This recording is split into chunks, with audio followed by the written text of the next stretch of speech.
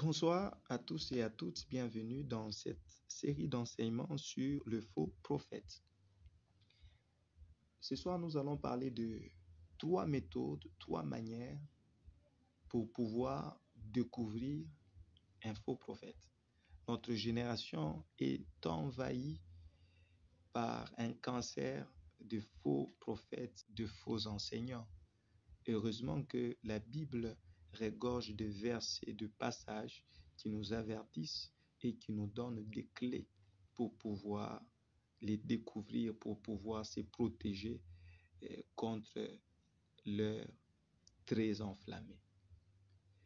Et ce soir, nous allons essayer, par la grâce du Seigneur, d'avoir quelques clés essentielles, indispensables, qui vont nous permettre de nous préserver contre ce fléau.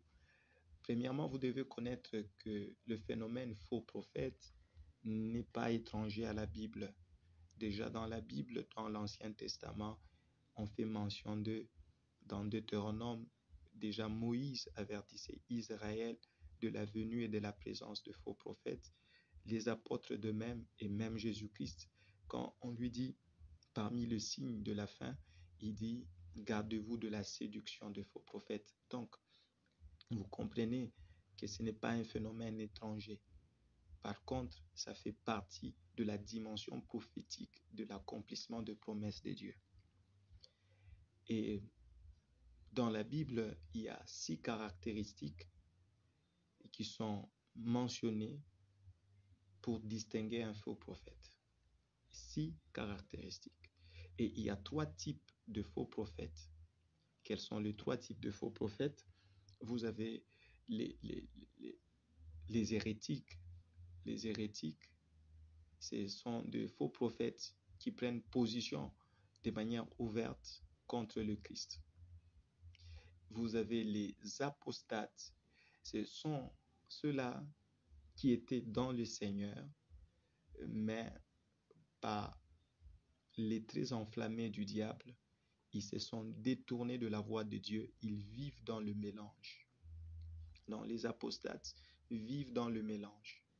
Et vous avez les séducteurs, eux, c'est le plus dangereux. Et nous trouvons leurs allusions dans 2 Pierre chapitre 2, le verset 2. Alors, sans plus tarder, prenons notre texte de Matthieu chapitre 7, le verset 15 et le verset 16. La Bible dit, gardez-vous de faux prophètes. Ils viennent à vous en vêtements de brebis, mais au-dedans, ce sont de loups ravisseurs. Vous les reconnaîtrez à leurs fruits, cueille-t-on de raisins sur des épines ou de figues sur des chardons. Voilà, le verset 15 que nous venons de lire fait écho au verset 14 qui parle sur les 2 chemins, le chemin étroit et le chemin spacieux. Jésus-Christ nous exhorte qu'il y a 2 types de chemins, il y a 2 types d'enseignements, le chemin étroit et le chemin spacieux. Malheureusement, beaucoup de gens empruntent le chemin spacieux. À cause de qui? À cause de faux prophètes. Raison pour laquelle il dit nous devons nous préserver de faux prophètes. Et juste après, il dit le faux prophète vient à vous en vêtements de brebis. C'est indispensable et c'est important parce que le berger est reconnu par le type de vêtements qu'il met. Dans Zacharie chapitre 13, le verset 4, il est fait mention que le prophète avait un accoutrement spécial qui pouvait le distinguer des autres. Et ici, le vêtement fait allusion à l'extériorité du prophète ou du faux prophète. Mais ça, ce n'est pas mon enseignement aujourd'hui. Et il dit, vous le reconnaîtrez à leurs fruits. Cueille-t-on de raisins sur des épines ou de figues sur des chardons?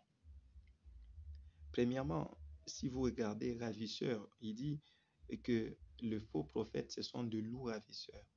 De loups ravisseurs. Le mot ravisseur, c'est arpax en grec, qui veut dire escroc. En d'autres termes, les faux prophètes sont plus animés par un désir de gain et de dépouillement. En fait, ce sont des serviteurs qui viennent avec un évangile comme à part, de manière à dépouiller l'autre par rapport à ce qu'il a comme gain. Et je veux donner plusieurs clés selon que la Bible nous les donne pour pouvoir nous aider à découvrir un faux prophète.